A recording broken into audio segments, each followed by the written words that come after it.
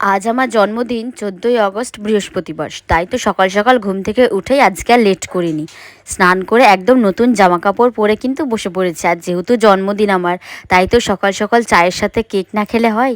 তাই তো আজকে চায়ের সাথে মা আমাকে দিয়েছিল কেক, আর সেটাই আমি মজা করে খাচ্ছিলাম। আর এমনিতেও আমার কেকের প্রতি আলাদা একটা টান আছে, মানে কেক খেতে আমি খুবই ভালোবাসি। তারপরে যদি সকাল সকাল ঘুম থেকে উঠেই এরকম কেক আর চা পাই তাহলে তো আরও ভালো লাগে। ছোটবেলা থেকে দেখে আসি মা প্রতি বছরই আমার জন্মদিনে অনেক কিছু রান্না বান্না করে আমাকে দুপুরবেলায় খেতে দেয়, আর আমি সেগুলো খুশি মনে খেয়ে নিই। এবছরেও কিন্তু মা কিছু কম রাখেনি। মা কিন্তু সকাল সকাল ঘুম থেকে উঠে অনেক কিছু রান্না বান্না শুরু করে দিয়েছে, আর তার জন্যই রান্নাঘরে এসে মায়ের হাতে হাতে আমি একটু কাজকর্ম করে দিচ্ছিলাম। তার মাঝখানে সকালবেলা একটু খেয়ে নিয়েছিলাম, ভাত খেয়েছিলাম।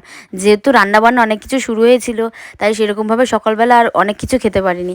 তারপরে মায়ের দিকে একে একে সমস্ত রান্না বান্না করে দুধ ভালো করে ফুটিয়ে পায়েসের জন্য রেডি করে রেখেছিল। বাড়িতে এত কাজের মধ্যে আমি কিন্তু বেরিয়ে পড়েছিলাম বাজারে, মানে ওই কিছু জিনিসপত্র কেনাকাটা করার জন্য, যেমন ধরো দই, মিষ্টি, cake, Frooti, Thums Up, chocolate, আর হচ্ছে হ্যাপি বার্থডে স্টিকার, এরকম কিছু জিনিসপত্র। আমি সবটা এখন তোমাদের সাথে দেখাতে পারছি না এক এক করে খুলে খুলে, তবে কিছু আমি বললাম যে এগুলো কেনাকাটা করার জন্য আমি বেরিয়েছিলাম।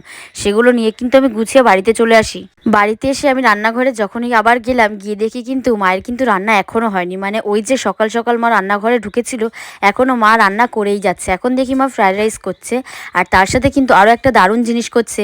এটার নাম হচ্ছে, ঠিক চপ বললে চলে না, বেশ অন্যরকম একটা জিনিস। যাই হোক, মা করেছিল, খেতে কিন্তু বেশ ভালোই লাগছিল। এই জিনিসটা হয়তো তোমরা অনেকেই চিনতে পারবে না। গরম চপ খেতে না খেতেই মা বললো রাইসটা রান্না করেছি, এবার একটু খেয়ে দেখ তো ঠিকঠাক আছে কিনা। তার জন্য আমি একটু খেয়ে খেয়ে দেখছিলাম ঠিক আছে কিনা। আর সেটা খেতে না খেতেই দেখি কিন্তু মা এবার চিকেনটা কষাচ্ছে।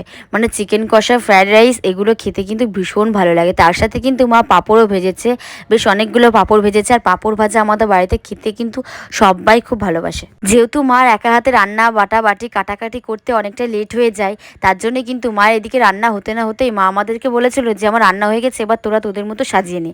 তার জন্য আমি আর দিদি কিন্তু এদিকে বেলুন, তারপর হ্যাপি বার্থডে স্টিকার, সমস্ত কিছু কিন্তু সাজাচ্ছিলাম। এদিকে আমাদের সাজানোটা প্রায় হয়ে গিয়েছে। তখনই কিন্তু মা দিদি মিলে রান্নাঘরে গিয়ে আমার খাবার দাবার সবটা কিন্তু ওরা নিজের হাতে সুন্দর করে বেশ গুছিয়ে সাজিয়ে দিয়েছিল। আর মা আজকে রান্না করেছে ফ্রায়েড রাইস, 5 রকমের ভাজা, একটা সুন্দর চপ, তার সাথে ছিল ইলিশ মাছের ঝাল না ঝোল, চাটনি, পাঁপড়, দই, মিষ্টি, পায়েস, আর ছিল চকলেট, কোল্ড ড্রিঙ্কস, আর ফুটি, আর স্যালাড।